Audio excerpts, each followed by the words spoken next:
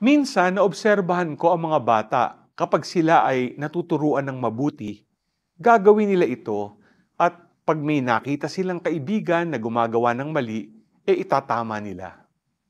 Naalala ko yung pamangking ko, nung may nakita siyang mali na ginawa ng kalaro niya, sabi niya, "That's wrong.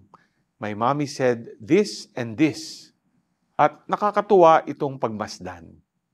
Sa ating gospel, sabi ni Lord, whoever breaks one of the least of these commandments and teaches others to do so will be called least in the kingdom of heaven.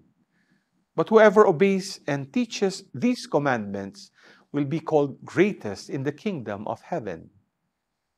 Ito mga ka-G ay isang halimbawa ng justice toward our fellow Catholics. Hindi tayo nagiging anay na sumisira sa kapwa bagkos ay nagiging gabay pa tayo para sa ikauunlad ng lahat. G ka ba?